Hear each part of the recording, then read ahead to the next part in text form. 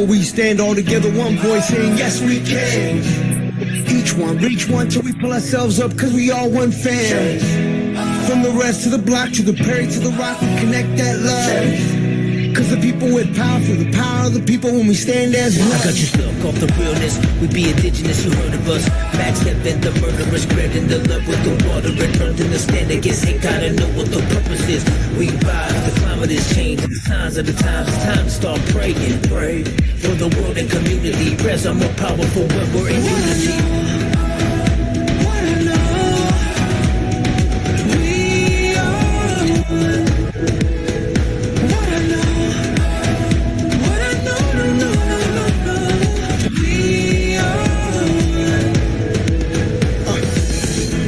Today, hungry for a change, new path to take. Can't stay the same, it's been too long. Pointing out who's right or wrong, can you hear me out? All we need is a little bit of love. Take time to heal and it starts with us. Hand in hand, I put my trust in one world reunion, it's a must. Hold on to hope, we can overload. We can break the code with a single note. Sing out for the world to hear that our time is now, no more for tears. I looked in the sun's eyes, a new day in a new light. Lift the veil and dwell so peaceful. Come together, one world, one peaceful. We are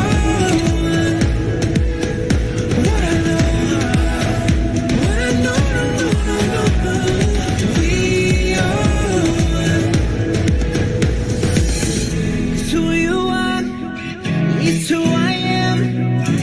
We all bleed the same blood, yeah.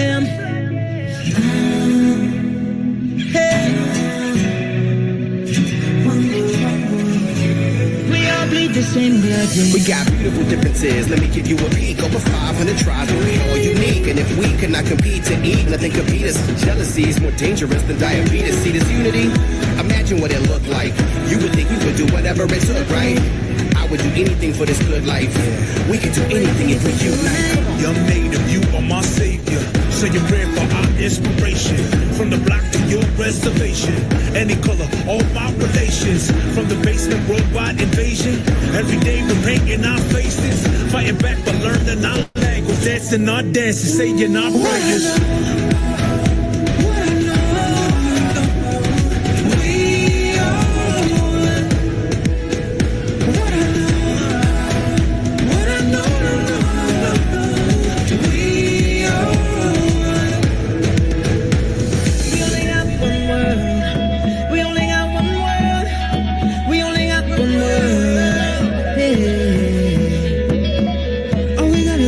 One choice, one earth, one love, one birth, one life to live.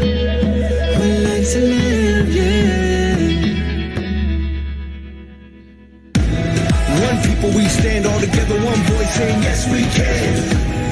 Each one, reach one till we pull ourselves up, cause we all one fam. From the rest to the block, to the Perry, to the Rock, we connect that love. Cause the people with power feel the power of the people when we stand as one.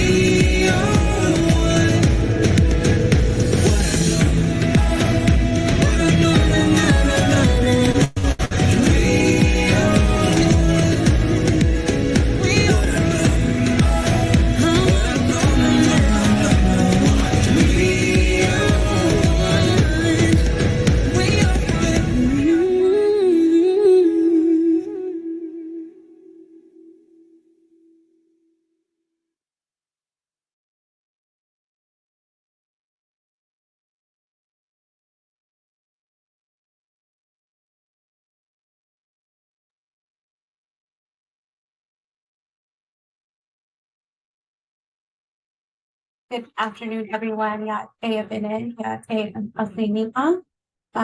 is Twyla Malari. I'm Wahi Shlot, Najin Bashichin, Bugedashichin, Kilachini Deshanelit. I am a TTS specialist with the ORN, serving with the Tribal Southwest region. My maternal clans are Red Towering House clan, which is on my mother's side, and my paternal clans are One Near the Water. We'd like to begin this morning by opening in a good way and also sharing a land blessing from the areas that we are presenting from.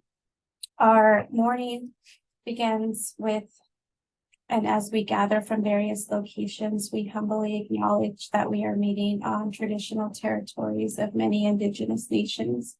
The ORN and our partners are committed to upholding tribal sovereignty through the dedication of increasing wellness among Indigenous communities. And as we also gather today, our words come from Article 24 from the Declaring Indigenous Rights in Poetry.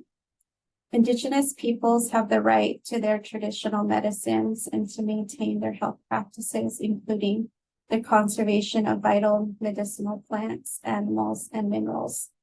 Indigenous individuals also have the right to access without any discrimination to all social and health services. Indigenous individuals have an equal right to the enjoyment of the highest obtainable standard of physical and mental health. We shall take all the necessary steps with a view to achieving progressively the full realization of this right. The songs of the people are entering our bodies, teaching each cell, each strand of DNA about beauty and wonder. And we arise at dawn once the ceremony is complete, like newborns born of a womb. Thank you. Next slide, please.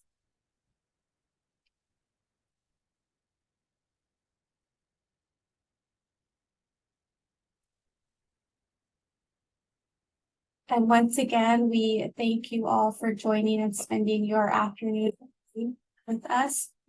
We would like to share a brief overview of logistics. We'll provide an overview of the opioid response network, transitioning into the presentation, and followed by questions and answers.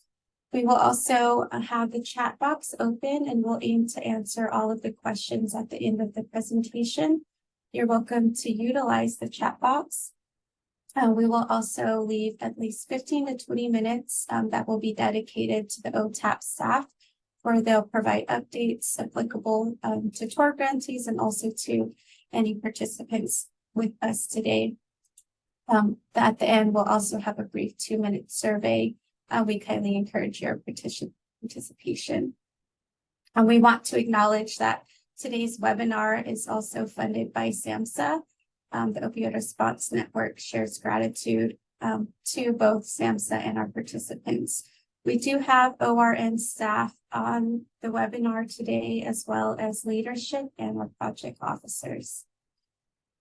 Next slide, please.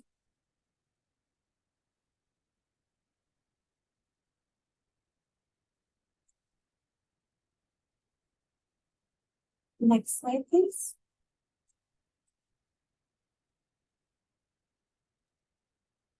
Twyla, are you not seeing the working with community slide? Is that the one you want, or you want the next one? I think there is a delay, yes. I think so too. There we go. Apologies. Okay, there it is. What SAMHSA, as I shared, is funding today's webinar, and we are sharing the overview that the SAMHSA, I'm sorry, there is a delay. Sorry. It is freezing a little bit on my end.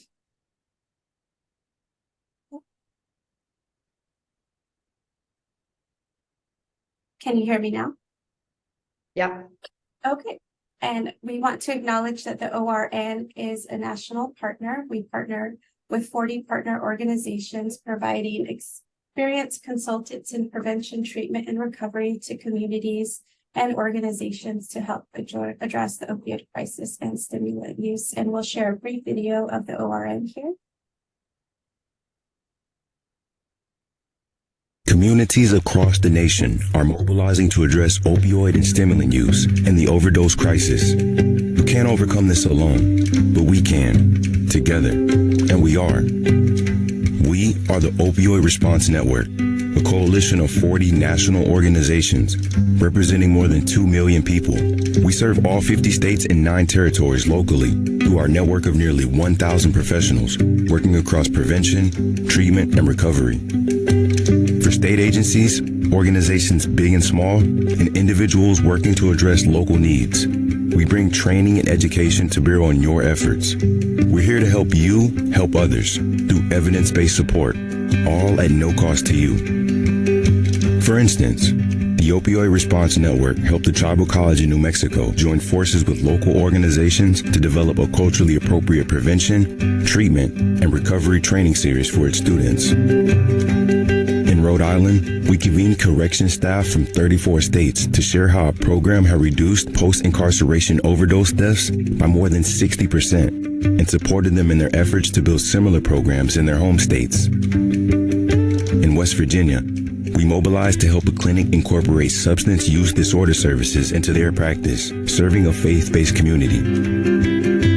We helped healthcare providers in South Dakota address barriers they face providing treatment services for their patients. We're here to help those on the front lines. So, what are your needs and how can we help? Visit the opioidresponsenetwork.org to learn more and to submit a request for support. The Opioid Response Network, funded by the Substance Abuse and Mental Health Services Administration. Communities across the nation.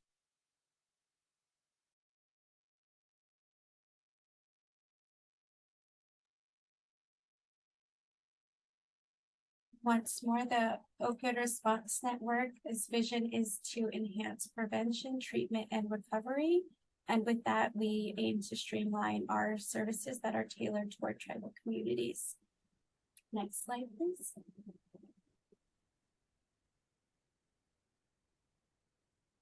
With the Opioid Response Network, there has also been a creation of the Indigenous Communities Response Team.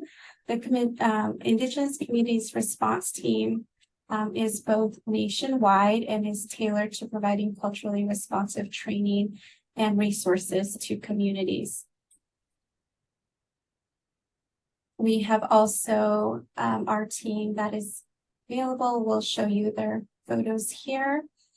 We've developed this team that is also in support, which each TTS follows the brilliance, expertise, and strengths of each requester, enhances tribal sovereignty, and also tailors their response to ensure that it's culturally appropriate. Each TTS is in one of these 5 regions. So there are 2 team members across the country, and they are serving each of the TOR regions here. And these are their photos here. Next slide, please. Myself and Francesca are representing the webinar today from the Tribal Southwest region, and you will see, in addition, our colleagues across the country. In addition, the Opioid Response Network has created the Indigenous Communities Work Group. The work group and the purpose is to enhance ORN staff and consultant knowledge around tribal best practices and also build capacity both internally at the ORN and externally. So we rely on this work group to share tribal expertise.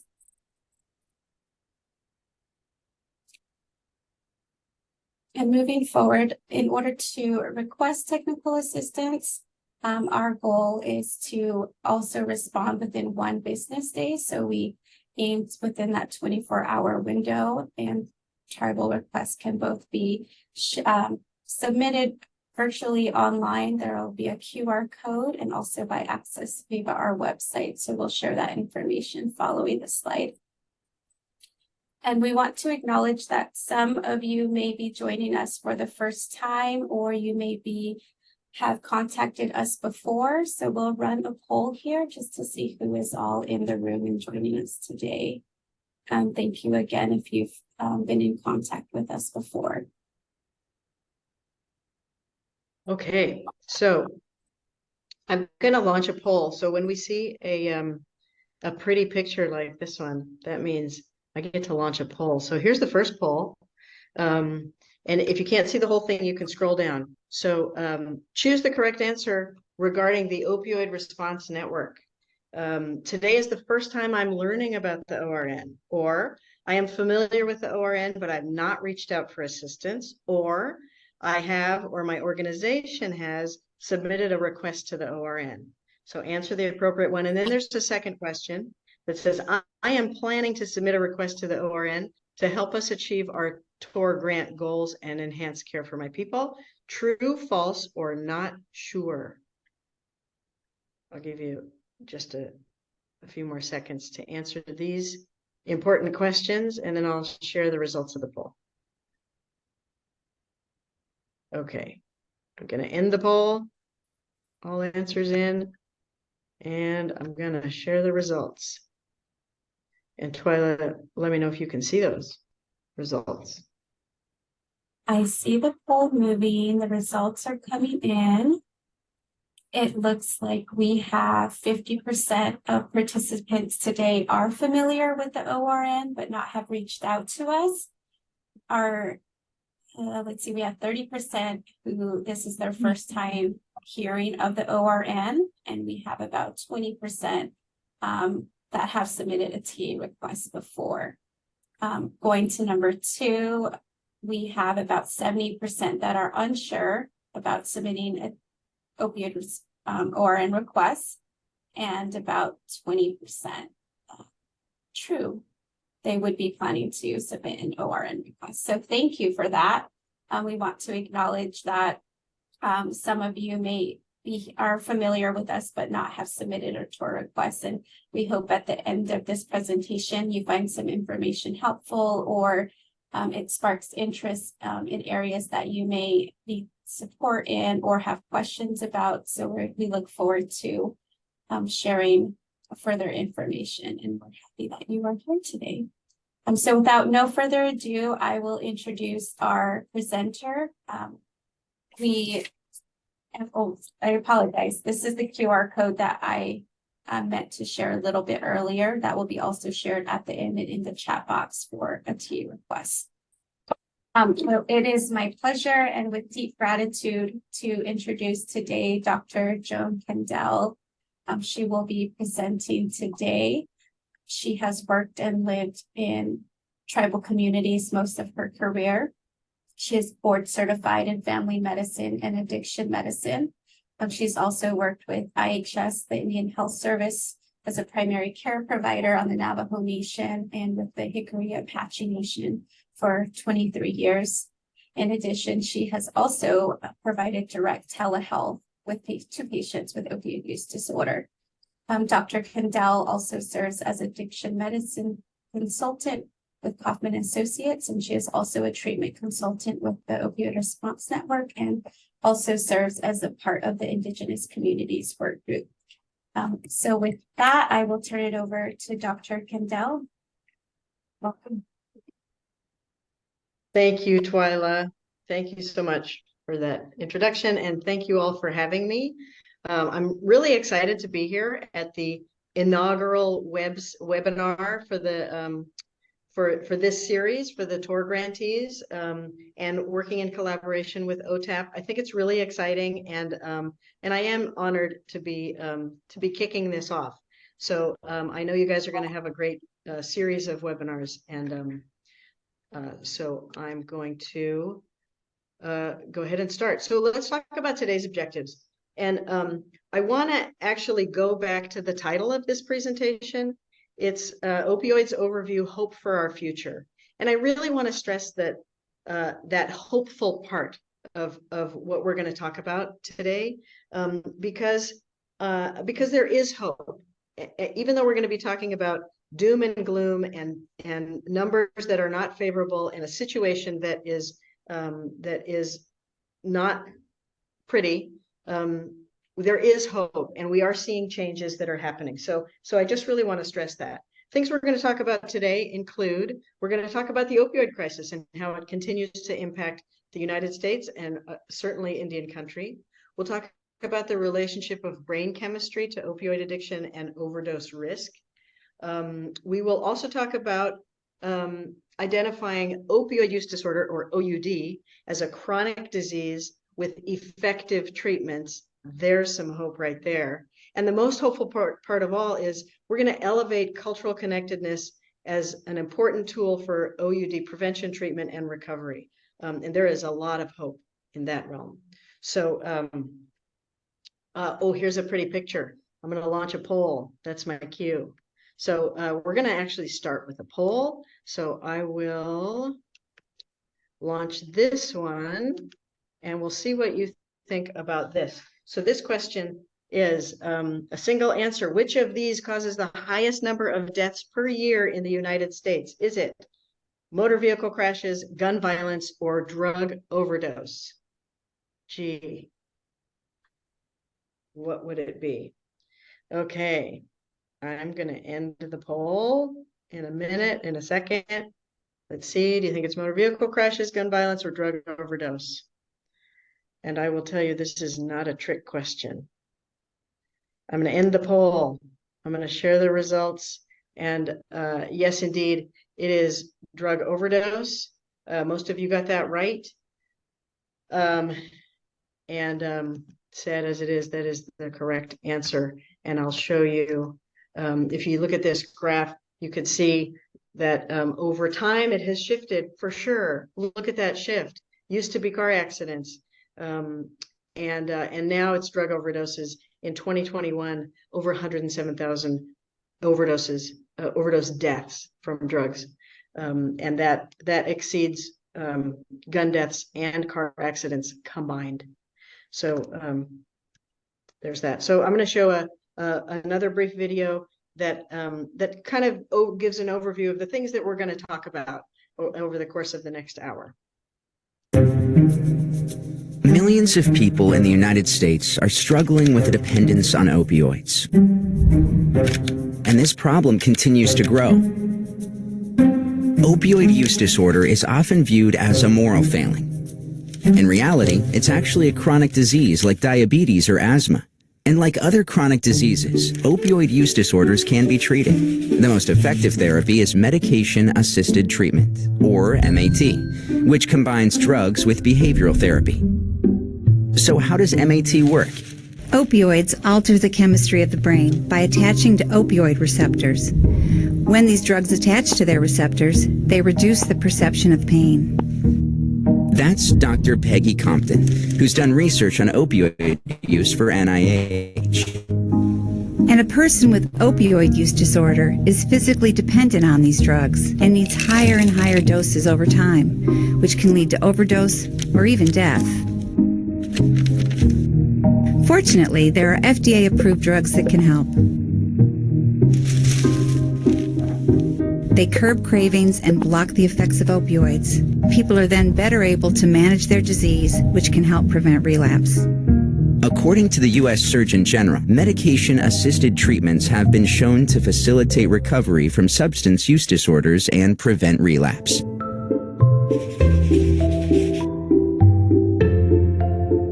MAT is crucial to long-term recovery and helps people live healthier, more productive lives.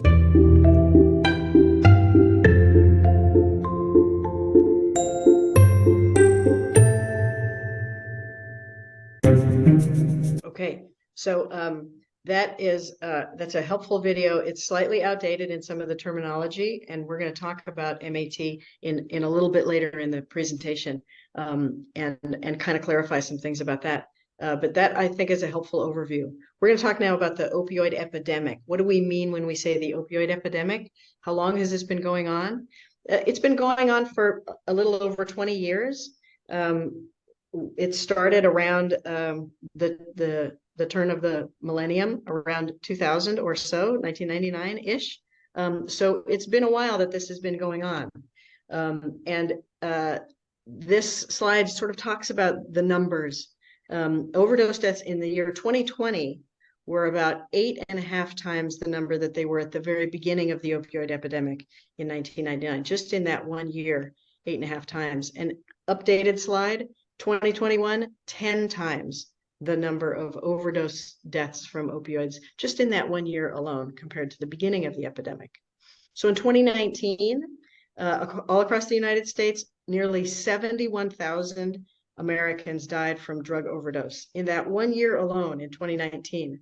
Again, updated just the next year, 92,000 Americans died from a drug overdose. And yet again, updated just a year later, over 107,000 people have died from drug overdose in just the year 2021. And 2022 is looking like about 109,000. So these numbers are astronomical. We are losing so many people to drug overdose. And these numbers represent deaths from drug overdoses from any drug. If we're talking specifically about opioids, it's about 75% of that number. So, there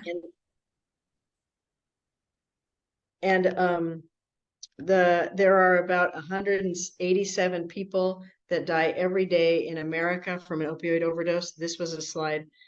This was a graphic from just a couple of years ago. Again, updated. It's about 220 people who have died every day in the year 2021. So these are big numbers. If we follow the opioid epidemic over time, we can see that it started around 1999, and this is an updated slide going up to 2021. And you can follow these curves. There's been a few distinct waves that we've noticed in the epidemic. If you follow the green line, this is wave one. This was the beginning of the opioid epidemic, and it started with prescription opioids. We were overprescribing opioids for chronic pain inappropriately, and we learned that too late. But if you do follow the green line, you notice that over time we have gotten better. Oopsie, I didn't mean to advance that. We have gotten better, and over time it's come down. So today we're doing a much better job than we used to do back in the beginning of the epidemic. So there's hope there. We are getting better. So if the second wave is this purple line, if you follow that out, this is heroin. So not coincidentally, the heroin wave started at about the time that we realized that we shouldn't be prescribing opioids for chronic pain as much as we are. And so we didn't think that people would get addicted, but they did. And many of those folks were turning to heroin. So we see this big rise in heroin use in the 2010s or so. And if we follow that curve, we see that it's fallen off as well. And this is actually not such a great sign. You would think that it is, but the problem with this is that heroin has essentially been replaced with synthetic opioids like fentanyl, which are far more potent, far more dangerous, and far more deadly. So heroin is really hard to come by anymore, which is why we see the drop off. So then that brings us to the third wave, the blue one, really just skyrocketing fentanyl. And this started in the mid 20-teens, so 2013, 2015, and still on the rise. We're now currently in the fourth wave, which is fentanyl and stimulants. Again, just a steep incline. So that's kind of the following the opioid epidemic over time. This slide focuses on race and ethnicity, and this shows us over that same period of time what's the breakdown according to race and ethnicity. And unfortunately, what we see on here is that the one at the very, very top of everything, the highest rates, is American Indian Alaska Native. And this is the death rate per 100,000 people over time. And we see that that this community is at the top of the list. And this dotted line is COVID. So that's when COVID happened. And it's increasing for all races and ethnicities, but especially for our Native communities. And we need to talk about stigma, because we all come across stigma everywhere we look. And our patients and our relatives are faced with stigma for this. And this is not a presentation on stigma. Hopefully later in the webinar series, there will be something, because it's of such importance. But I need to mention it here because it's so real and such an issue for us. So stigma is negative attitudes, beliefs, and behaviors aimed at a group of individuals based on stereotypes. And what we see in the addiction field is we see stigma that has evolved from this continued resistance to the whole notion that addiction is a brain disease. People still cling to the notion that addiction is a moral failing, that people have somehow decided, made this decision to do this, and that they just need to decide not to do it, and that because they don't, that they are a bad person, and so they are treated horribly. And that still exists today, which is a horrible thing. And as healthcare providers, we should be leading the charge here. We should be role models. We should be welcoming people, and not have negative attitudes about people who are struggling. So a lot of that has to do with the words that we use. And this is Don Koyas.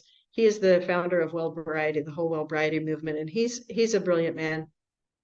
And I love what he says. He says, words are important. If you want to care for something, you call it a flower. If you want to kill something, you call it a weed. So words really do have power. And so we need to watch what we say. We need to be careful about the words that we use and be really intentional, because people notice the words that we use, especially Native people. They're very sharp, and they're going to notice when you use terminology and words that are very insulting. So on the left side in the red is words that we probably should never use. We should avoid using those words. And the green ones are some ideas of ways to respectfully convey the same thing. So we shouldn't be saying addict. We shouldn't be calling people users or junkies. We should say person who uses drugs. If we say alcoholic or meth head or tweaker, those words are, they're assuming that the person is their behavior and that they're no longer a person. So we like to use person first language. We start with person. So instead of those things, we could say a person struggling with substance use, or a person with substance use disorder, or a person with opioid use disorder. It's a mouthful, but it also is respectful. So using those terms, changing our terminology is helpful. Instead of saying ex-addict, it's a person in recovery. That conveys with it so much of a sense of respect for what they've done. And clean and dirty, I hear that all the time in reference to someone. They can say, oh, I've been clean for this long. Well, that implies that they used to be dirty. And that is insulting. And if it's for a drug screen, it's a test. It's either positive or it's negative. There's nothing dirty about it or clean about it. So, so we should be really careful about the words that we use. Ooh, there's a pretty picture. Okay, so I'm going to do a poll. I'm going to launch the next poll. Keep you guys awake. Let's see. This one is, I will launch it. Okay, so we're going to talk about opioids. It's not launching. You're not seeing it, right? Nobody's seeing it. Okay, so did it launch? It did launch. Okay, it eventually launched. Okay, so which of these is not an opioid? Is it fentanyl, hydrocodone, methamphetamine, oxycodone, or heroin? 4 of those are opioids. Which one of the 4 is not an opioid? Give you a little bit of time, just a few more seconds.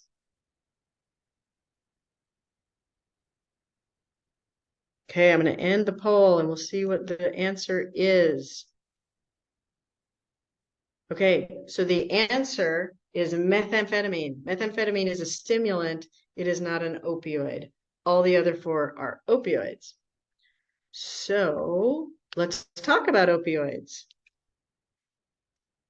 Opioids, what are opioids? So opioids is a group of, it's a class of drugs, whether they're illegal drugs or medications that are, but they all have a similar property. They all are chemically related and they all act on the opioid receptors. Ooh, poll showed up again.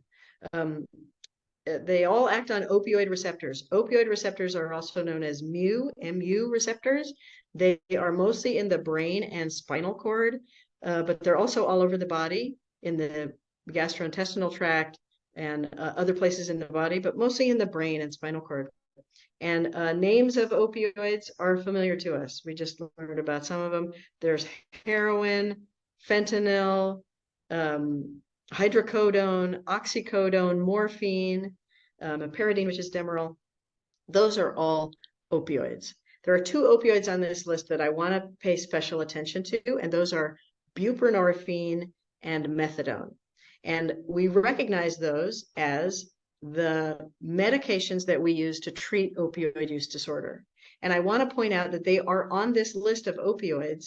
They are opioids, and that's exactly what makes them so effective as treatment. They're incredibly effective for treatment of opioid use disorder because they're opioids, and they work at the exact same receptors as the rest of these opioids do, and that's how they are so effective. But they're formulated in such a way that they're safer than these other ones. So I wanted to point that out, and let's talk about the effects of opioids. What do opioids do to the body?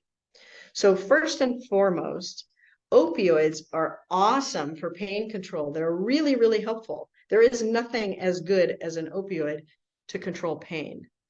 They're especially good for acute pain, so pain that is short term.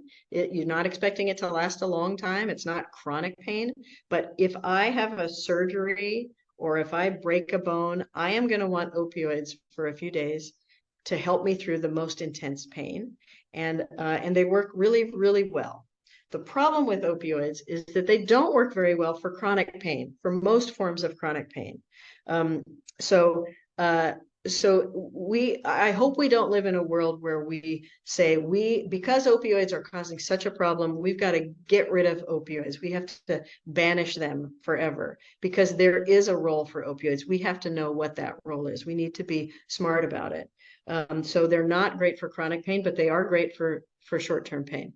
What do opioids do to the body? So if someone takes opioids to the point where they're really feeling intoxicated by it, by the effects of it, what happens to the body is that their breathing will slow down, their heart rate slows down, their blood pressure goes low, they're sleepy, they're kind of, they could slur their speech, everything is kind of slowed down, their pupils get really small, and they start to kind of nod off. So that's what happens if somebody takes opioids. Now, if they take this a step further, in a situation where someone is overdosing on opioids, then these things just are more extreme. So instead of just head nodding, they are out and they will not be roused. You can't wake them up. They are just unresponsive.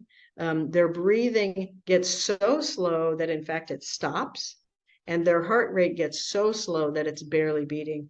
And that's an overdose situation, and that is life-threatening, and that's where naloxone comes in to save them. Brand name is Narcan. If you haven't heard of it, it's amazing. It can really help. If you are suspecting that somebody is in this situation where they're overdosing, you cannot rouse them, get the Narcan. And the opposite of this, so this is the intoxicated or overdose state, but what's the state that if somebody has been taking opioids for a long time, their body is used to it, and they, for whatever reason, because they can't get it or they want to stop or whatever, they just stop taking those opioids, then their system will go into withdrawal. So withdrawal is the opposite. So their breathing will be really fast, their heart rate ramps up really high, blood pressure goes really high, they feel anxious, they're irritable, they're cranky, they can't sleep. Instead of being small, their pupils get really big. They feel achy all over. Everything hurts. Their nose starts running. They're tearing. They're sneezing. They're yawning. And remember, I said that the receptors are also in the GI tract.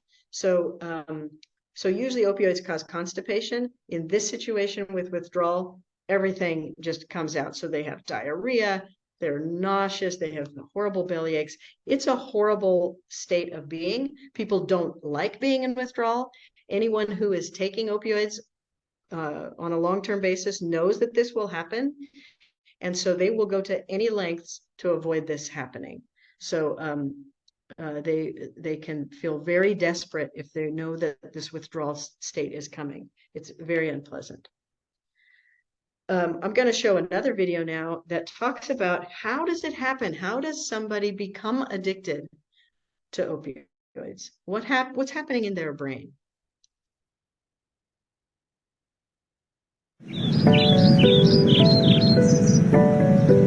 This is Susan. Susan loves to bike.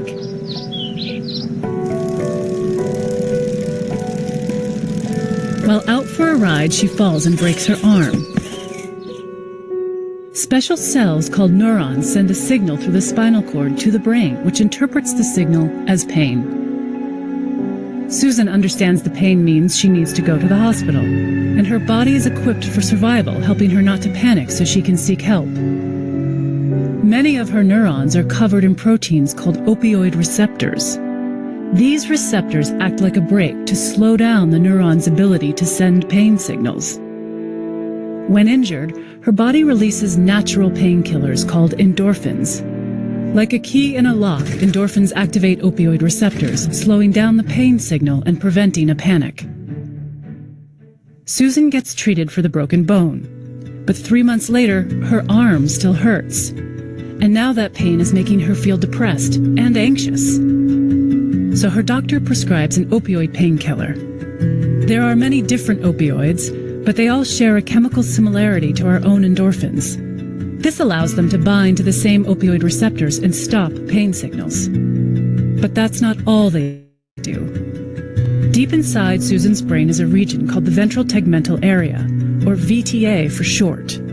The VTA is full of neurons that produce a chemical called dopamine. When something good happens, dopamine is released, giving Susan a feeling of pleasure. This helps teach her brain to keep seeking out good things. To keep dopamine neurons in check, inhibitory neurons keep the brakes on until something good comes along. Just like the pain neuron, these neurons are covered in opioid receptors. When Susan takes the painkiller prescribed by her doctor, the opioid receptors turn off the inhibitory neurons and release the brake on the dopamine neurons. The rush of dopamine temporarily eliminates Susan's depression and anxiety, and she feels relief, calmness, and even euphoria. As Susan continues to take the painkillers, her brain responds by trying to regain its balance. Her inhibitory neurons work extra hard, even when the opioid receptors are activated, and it becomes harder and harder for her dopamine neurons to release dopamine. Susan finds that she needs to increase her dose of painkillers in order to feel comfortable. This is called tolerance. Eventually, Susan's pills run out. Inhibitory neurons that had been working overtime are let loose, clamping down on those dopamine neurons and shutting them off almost completely. Now, not only is Susan in pain, but the depression and anxiety come back. On top of that, Susan feels ravaged by an inescapable physical sickness far worse than any flu. Susan's body is going through withdrawal. Most people who take opioids for a long time tend to experience some withdrawal, but they can still stop taking the pills and return to normal. But for people like Susan, it's not so easy. Her genetics and the environment she grew up in put her at a higher risk for addiction. Her withdrawal symptoms aren't just unpleasant, they're unbearable. Susan thinks the only way to feel normal is to find more opioids. And this is how the cycle of opioid addiction emerges, driven by a brain trying to regain its balance. But there is hope for Susan. Though the road to recovery can be challenging and there may be setbacks, treatment can retrain Susan's brain. With the help of medication and therapy, Susan finds pleasure in her life once again.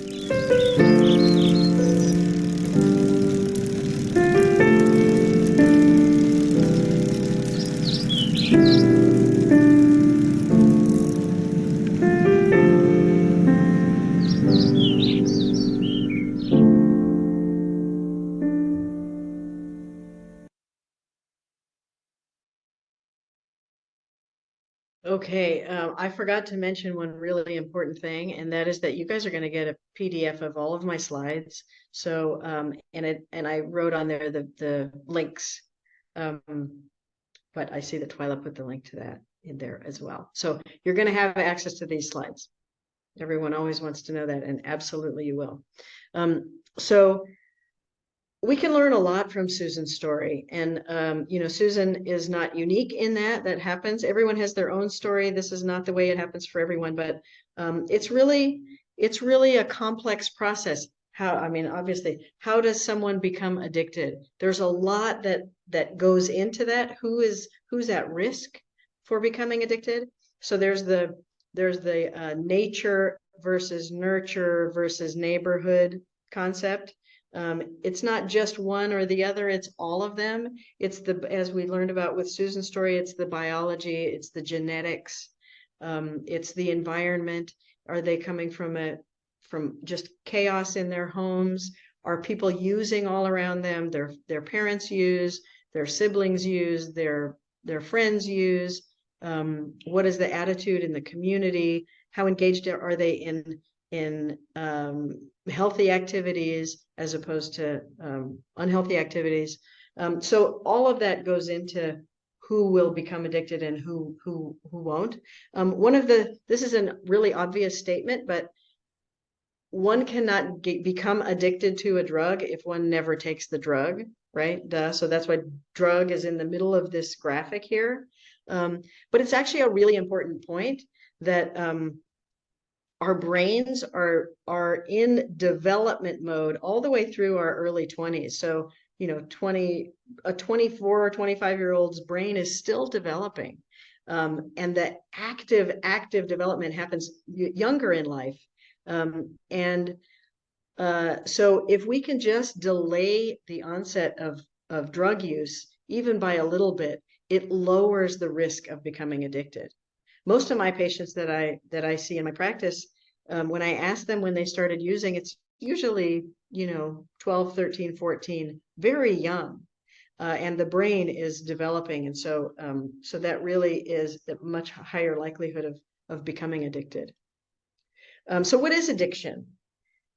We kind of think we know what addiction is, but how is it actually defined? What is the definition of addiction? What is it? So I actually want to read you the definition. It's a 3-part definition from the American Society of Addiction Medicine. So the first part says, addiction is a treatable, chronic medical disease involving complex interactions among brain circuits, genetics, the environment, and an individual's life experience, just like we saw with Susan and that we know. The second part is people with addiction use substances or engage in behaviors that become compulsive and often continue despite harmful consequences.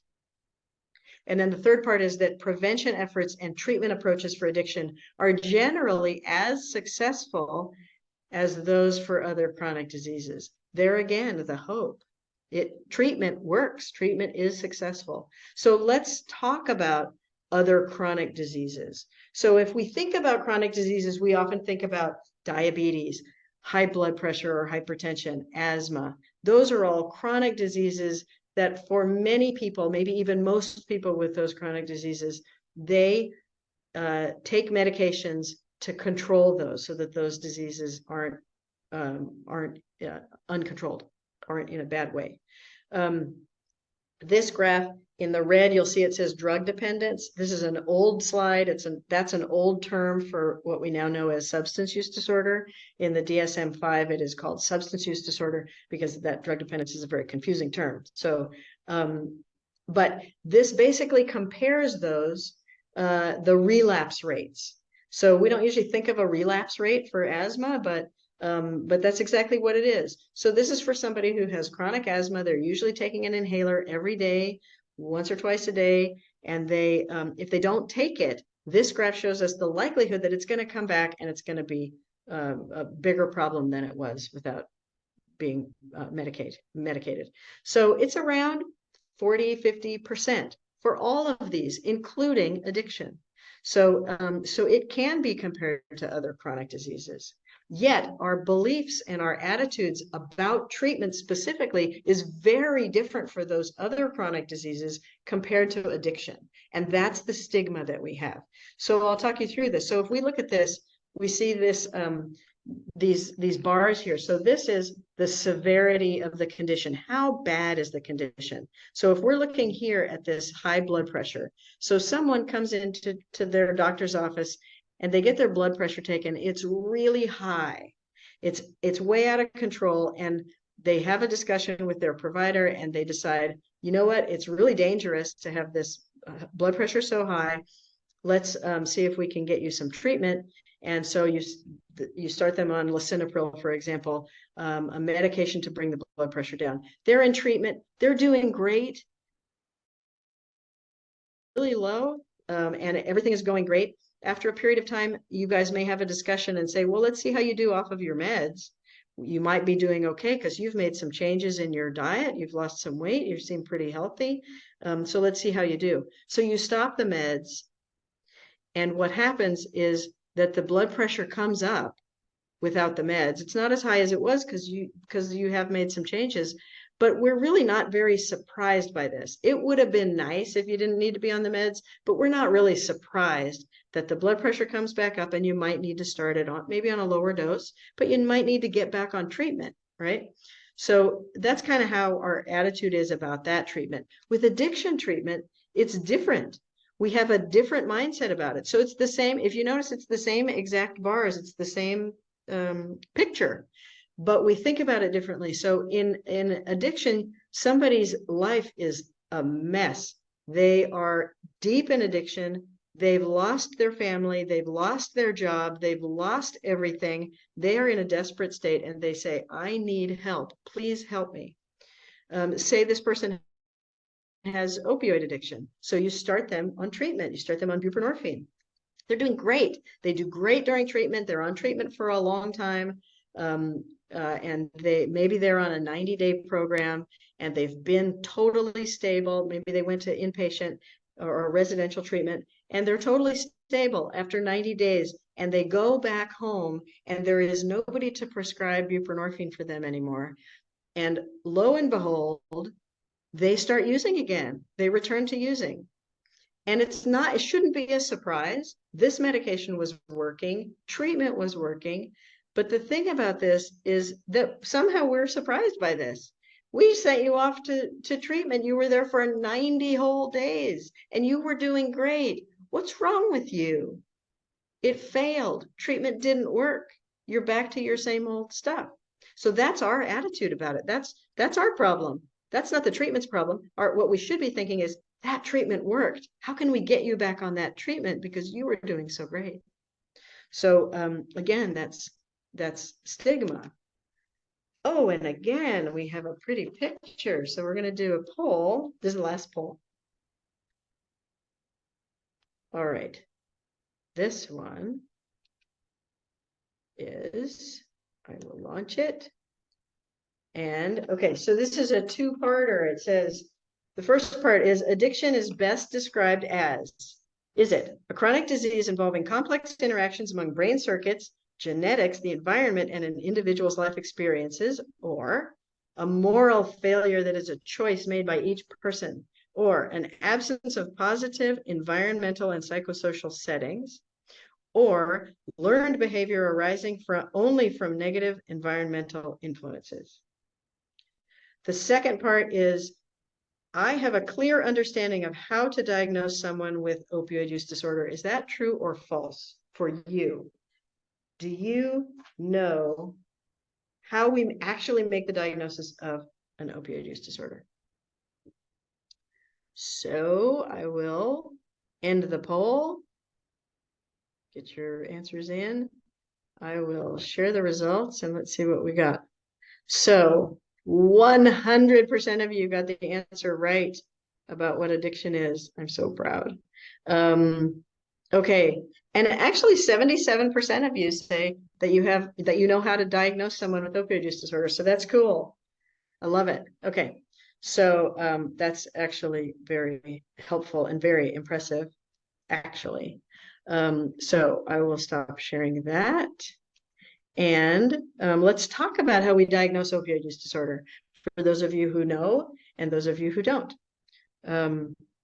So this is just a cartoon. I'm not going to go into this, but you'll have it in your slides that sort of gives you an idea of the kinds of things that you might suspect someone has a substance use disorder. But this is not how we actually diagnose it. But these are things that you might notice about friends or family or yourself that you think, oh, maybe there's something going on here. And I want to point out what I did here. See what I did? So this is not my cartoon, but it said criteria for substance abuse disorders, which always rubs me the wrong way. So I crossed out the AB, substance use disorders. So I always do that. I'm just such a, it's horrible. I'm always correcting things. Okay, so this is how we diagnose opioid use disorder. So this is the DSM-5 criteria. There are 11 things, 11 criteria. People don't have to have all 11. They can have some, but not all. But the number of them that they have will determine if it's mild, moderate, or severe. The more you have, the more severe it is. But what I want to point out about this, I'm also not going to go through all of this. This is more as a reference for you guys. But the thing I want to point out about this is there are 2 of these 11 criteria that are physiological. One is tolerance, which is the need to take more of the substance over time to achieve the same effect. So you need to take more of it. And the other is withdrawal, which we already talked about. So those are the only 2 physical things. All the other 9 are behavioral. They're things that people do, not what happens in the body. So so one thing about this diagnostic criteria, even if somebody has both of those physical things, both tolerance and withdrawal when they stop taking the medication or the drug, you cannot diagnose a use disorder based on solely those. They have to have some of the behavioral components in order to diagnose it. So 11 things is a lot.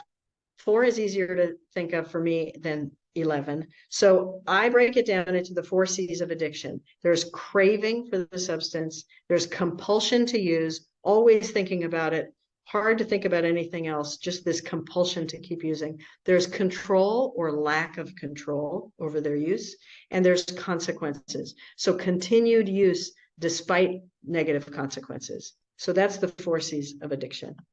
And again, I want to talk about dependence versus addiction. And just point out that there is a difference. Just because somebody is physically dependent to a medication, which happens with other medications, not just opioids, doesn't mean that they're addicted to it. The addiction has those behavioral aspects to it. Okay, so now we're getting to to talk about the FDA approved medications that we have to treat opioid use disorder. And I alluded to this before, but we have 3 of them, and they're all really good. They all are amazingly effective in helping people who struggle with opioid use disorder. So they all act in different ways, but they all act on the mu receptor. So this is a graphic that shows this is what the mu receptor. This depicts the mu receptor, and so. This is how the 3 medications work at that receptor. So methadone is the oldest of the 3. It's been around for about 60 years or so. It is time tested and true. It has been through so many rigorous studies, and every time it proves effective. And clinically, it proves effective. It is a really good medication. The problem with methadone is that it's really highly regulated and it's hard to get. And people have to go to an opioid treatment program to receive it. And often people have to go every day or multiple times during the week, multiple days during the week. So it's difficult to get it, and it's a hard program, but it's super effective. And the way that works, methadone, is it's what we call a full agonist, just like most of the other opioids that are out there. It completely binds to the receptor, to that mu receptor. So that's its chemistry. It goes in there completely. And it's because of that, there are some fine points to prescribing it. So we have to be really careful when we prescribe it. And it cannot be prescribed in a doctor's office. You have to go to an opioid treatment program. And the folks who work at opioid treatment programs understand the nuances of it and know how to prescribe it in a safe way. Buprenorphine, which is this second one, is an extremely effective medication. It's been around since around 2000, 2002 in America. And it is really effective. This one can be prescribed in a doctor's office. It can be prescribed by anyone who has a DEA registration. So anyone who has the ability to prescribe controlled substances can prescribe buprenorphine. That was not always the case. We used to have special training and a special X waiver, but not anymore. So that is fantastic. We should all be prescribing buprenorphine from our offices for people who have opioid use disorder, if it's available and if they want that. That works as a partial agonist. So it occupies the same receptor, but just partially, and it doesn't completely occupy it, which actually gives it a tremendous safety profile. So it is easier to prescribe. It's really hard to overdose on buprenorphine, which is good. Because of the chemistry of the molecule itself. Both buprenorphine and methadone have been shown to be extremely effective at reducing death rates for people who have opioid use disorder and retaining people in treatment long-term. Then we have naltrexone, which doesn't quite have the impressive effectiveness profile that methadone and buprenorphine do, but for some people, it's a godsend, and it works really well. It works in a totally different way. As you can see here, it's a blocker. So it sits on top of that receptor and blocks it so that nothing can get in. It does not activate the receptor at all. It just blocks it. So that's known as an antagonist or a blocker. So those are the three that we have. I think that's about all I want to say about those. There's a lot to say about those. But I want to move on. So how effective are medications?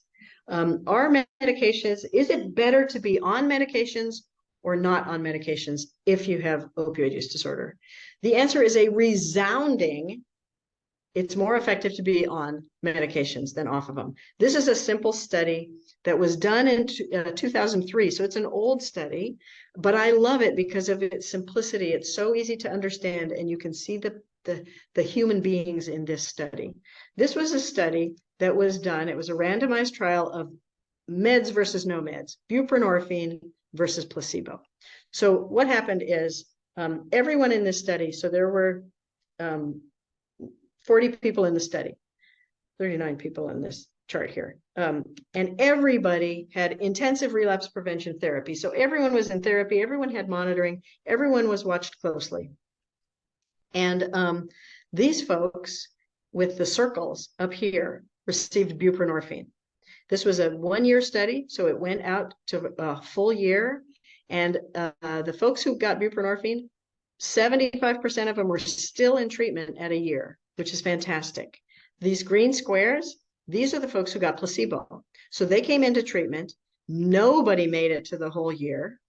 Only one person made it even to 2 months. The vast majority of folks dropped out by the first week and were no longer in treatment even after the first week. And the tragedy of this is that 20% of those folks who were on placebo died. And this is serious. This is really a serious finding in this, because what we have now is we have people who are seeking treatment and not being offered effective treatment, and they're going back out and they're taking these really powerful synthetic opioids like fentanyl, and they're dying at rates higher than this. So this is the standard of care, is to offer medications for opioid use disorder. And this is just another graphic showing that medications for opioid use disorder do decrease mortality. So I'll just explain this one briefly. If we assign the death rate of the general population as 1, so randomly just say, okay, people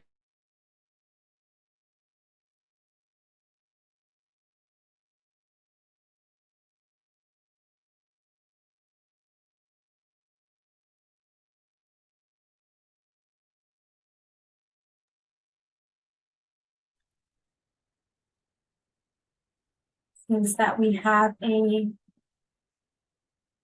glitch. Oh, we lost Dr. Kandel.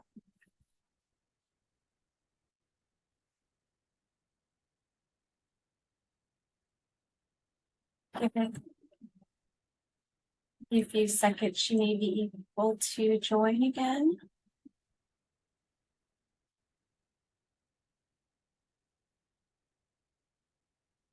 Hey, I'm back. Did you miss me?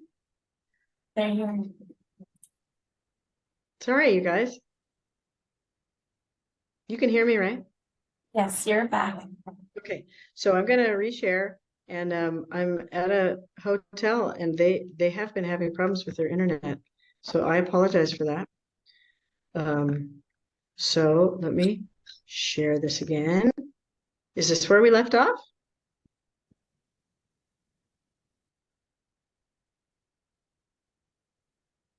Yes, this is where we left off. I can't see anybody. Okay, so if we say that this is the death rate in the general population of 1, people who have opioid use disorder, this bar in red, this is people who have no treatment, and they have over 6 times the rates of death as the general population. For people who are on buprenorphine or methadone, this cuts, just being on the medication to treat their opioid use disorder, that cuts their risk to less than twice general population. It's still higher than general population, but it's so much lower than no treatment at all.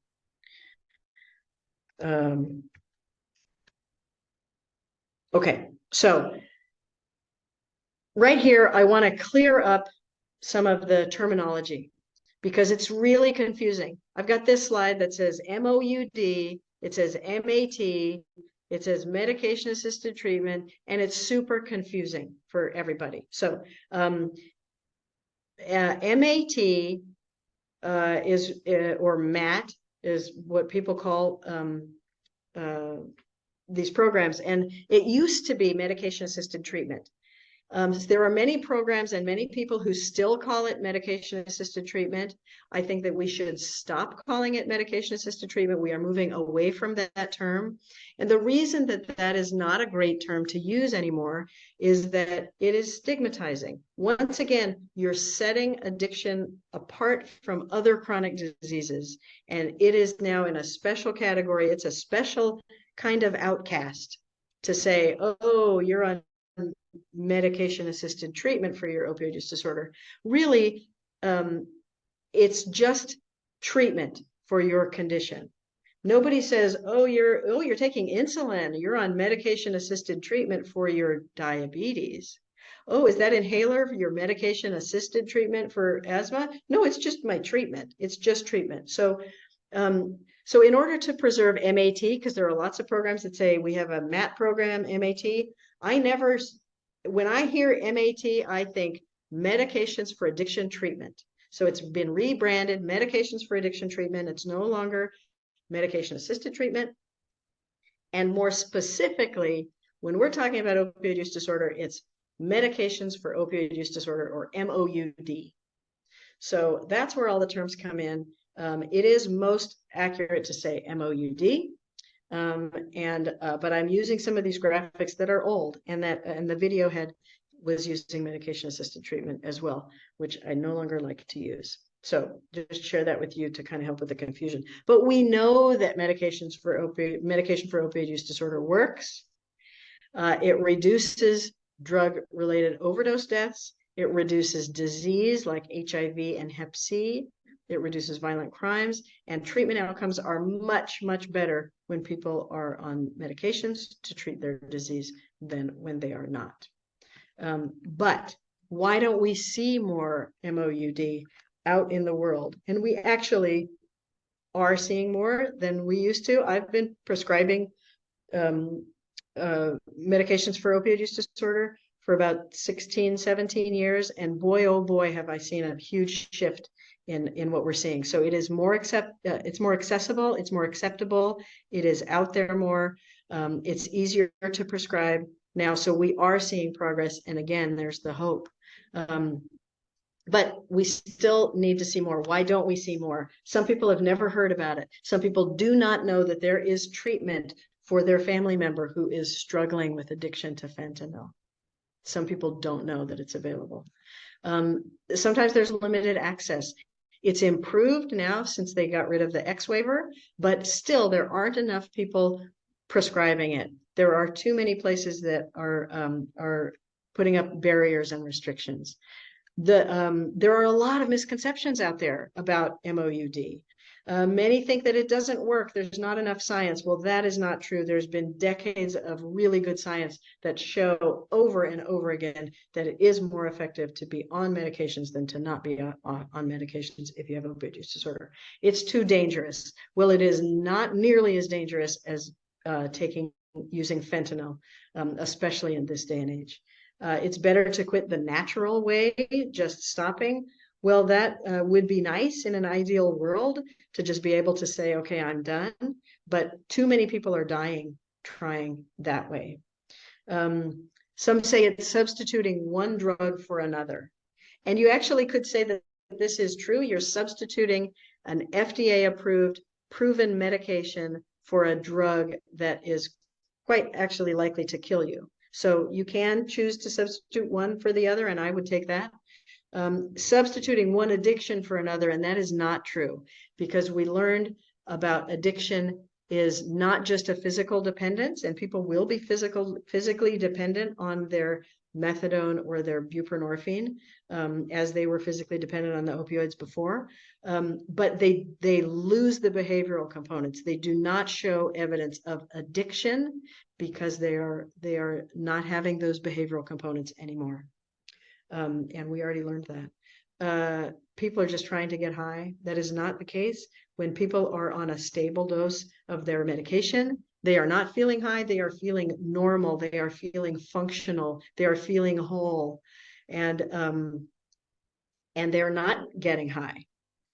They're actually, if they are not taking it, they don't feel normal. So this kind of normalizes them. It's okay for short-term detox, but they shouldn't stay on it. That has been debunked a long time ago. Short-term detox is not treatment. People do much better when they're on treatment for long-term. They're not really clean if they're taking meds. That is just not the case. If they're not using drugs, they're not using drugs and they're abstaining. So the main reason that we don't see more of it is stigma. Once again, we get back to stigma.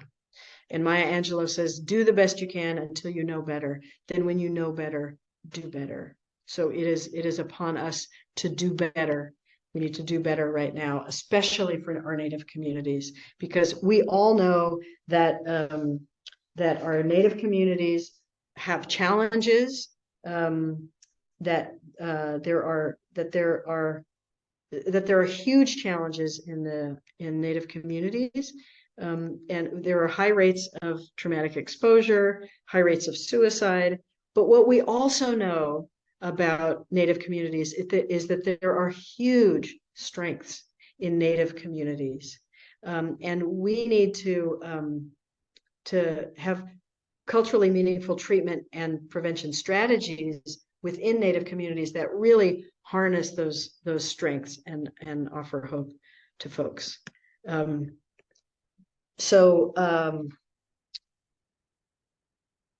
So incorporating the traditional aspects of healing and recovery, I'm just looking at the time. I've got to wrap this up. I'm sorry, I've gone over. It's really key to have that in our programs that we're offering to folks, because it can renew a sense of personal and cultural pride. It can help people rejoin cultural practices. A lot of our folks either have lost that or never knew that. They don't have a sense of their role in their community. They don't have a sense of belonging. They don't have a sense of what it means to have cultural practices. And so your programs can be the bridge to bring them back to themselves, because they have it within them, but they may not have grown up with it. They may have become unattached to it. And if you are offering that in your programs as part of the healing, that can be a real lifesaver for folks. And the culture itself is medicine. And I want to say something about medicine versus medication. I am a huge proponent of medication, as you've just learned in the last hour. I think medication is great. I think it works. I think it's essential to offer folks medications, but medications, as much as they've helped, and I truly believe that Creator had a hand in developing these medications. So there is some sacredness to these medications. But these medications that I'm talking about, buprenorphine, methadone, naltrexone, these are babies. They're very young. They do not have the ancestral wisdom of sacred medicine. That's medicine. So you've got medications and you've got this medicine.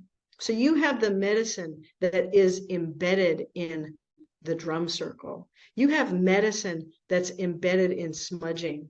And you have medicine that's embedded in dancing and bird singing and traditional ceremony. And you have medicine that is in the basket, the prayers that are woven into that basket. That is medicine. And so when we think about our programs that we're offering to Native people, we need to value that as much as medication. And there is no reason that these two things cannot coexist in our communities. So this is my last slide, and it kind of sums it up. There is no reason that the conventional approach and the indigenous approach cannot live side by side. So you've got medications for opioid use disorder that can live together in these approaches. You've got psychosocial and behavioral health approaches, the conventional ones, and the added bonus of having the indigenous approach to this. And you've got recovery-oriented activities that are more conventional, like AANA, but you also have wellbriety and ceremony. And you also have, both can have harm reduction programs, and we can indigenize our harm reduction programs to make them more meaningful. The thing that the indigenous approach has is it has a foundation of culture. So our programs need to be built on that foundation of culture with all of the things that the conventional approach can offer, but in a way that offers much more to the special and sacred relatives that we serve. So that is the end of my portion of the talk. I think that because I kind of popped offline for a little bit, I want to allow time for the OTAP folks to be able to do some updates and to be able to introduce themselves, since this is the beginning of the webinar series. And so I want to bring them in, and then maybe at the end, if there is any questions, if there are any questions, then we can return to that. Certainly, I'd be happy to. This is my contact information. You can email me, and I'd be happy to engage in conversation with any of you. And then I do want to advance it. This is how to ask for help from the Opioid Response Network. We are here for you. And if this presentation has given you any ideas for, gosh, I really want to work on that, I really want to start to offer that, I want to just think about that with someone, call the Opioid Response Network, submit a request. There's a link here. It's probably in the chat. I can't see the chat right now, but there are links to submit a request. Reach out to us. We're here to help. And then I do want to put this up here so that you can do an evaluation of the presentation today. And I just want to reiterate that the recording will be available. I think the link is probably in the chat. We will send out a PDF of the presentation today so that you have my links and you have my information. But I do want to make space to invite Will Longinetti to speak on behalf of OTAP and the coordinated efforts that we're doing here today. Thank you so much. Thank you, Dr. Kandel, for that wonderful presentation. And I'm just going to try and jump through the slides that I have. So if you could go over to the next slide. I just want to share some updates with our grantees that we have from SAMHSA on, some things that are happening on the grant at this point. Okay, great. You can go to the next slide. So some of these updates may or may not apply to your grant depending on where you are. So just keep in mind, what grant year you're in. But if you have a SAMHSA TOR grant which ended on September 29th, then you should be preparing for the closeout process. And we had sent emails out about that, but if you didn't receive that email, please be sure to contact your GPO to get the instructions for closing out the grant. And we'll make these slides available as well so you can see some of the details of the closeout process. Next slide, please.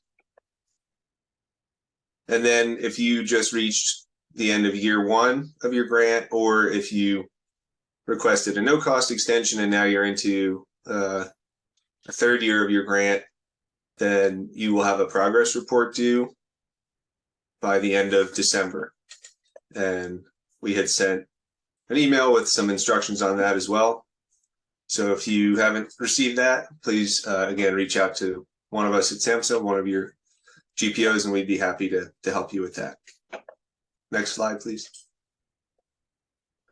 And then if you just went from year one to year two, and you had some unspent grant funds from year one, you have the option to request to carry over those unspent funds into year two. And we had sent instructions about that on September 26th. And if you need more information about that, reach out to one of us. So this is for grantees who just finished year one and are going into year two. Next slide, please. And then if you received a supplemental TOR award from us recently for your TOR grant, we're asking you to submit a few things by the end of October. And those include an updated narrative, an SF424A budget form, and an updated budget narrative for that supplemental award. And all of that gets uploaded to the ERA system. Next slide. And this is just a regular reminder about the GPRA data that we ask you for on this grant. So all TOR grantees are required to collect and submit the data for the quarterly SOAR TOR program instrument. So if that doesn't sound familiar to you, please reach out to us. Please reach out to your GPO, and we would be happy to review that with you. But you might know this as the instrument that collects information about the number of naloxone kits you purchase and distribute, naloxone trainings, fentanyl testing strips, and then a few other questions about education and outreach. Next slide, please. And then if you're doing treatment through your TOR grant, then you should also be collecting the GPRA client level data through the GPRA interviews for those clients and submitting that into SPARS. So I'm pretty sure everyone has heard plenty about that. Next slide, please. And then when we make these slides available on this slide and the next slide, you'll see this is just a sort of cheat sheet of when things are due on your grant. So you can go to the next slide. So we have the dates for both years 1 and 2. Next slide, please. And then we just have the SPARS contact information. If you ever have questions about SPARS or you're having trouble logging in, you can reach out to them through this information. Next slide, please. And we have a couple things coming up on the TOR grant. One is that our evaluation division at SAMHSA has coordinated a sort of listening session with TOR grantees, and that will take place on November 7th at 3 p.m. Eastern Time. And we're hoping to hear feedback from grantees about our GPRA data collection. So if you have interest in that, be sure to register for that event. Next slide, please. And then on November 9th, that's a Thursday at 2 p.m. Eastern Time, SAMHSA will be holding tribal consultation with tribal leaders on the upcoming TOR grant, specifically on how we determine the TOR grant awards. So we want to hear from you about that. So, you know, that affects everyone who will be applying for the TOR grant in the future. So be sure to check that out and register for that. And you can find more details about this event on the Federal Register through the link that's in the slides. Next slide, please. And then we posted some brief information about the next TOR grant on grants.gov. You'll just find you know, some of that information. The NOFO for the grant will go live likely sometime in February or March, but you can sign up on grants.gov to be notified when that happens. Next slide, please. If you are not having regular conference calls with your TOR project officer, please reach out to us because you know, we always want to hear from you and stay in touch. And you know, that allows us to talk to you about your grant activities and spending and GPRA, and also make sure you're not having any issues with the ERA commons system. Next slide, please. And here's a list of all of our contacts, the 5 of us, and I think all of us are here today on the call. So it was great to see you all. And those are the slides that I have. I know we're almost at the end of the time frame, but I'll turn it back over to Dr. Kandel. Thank you.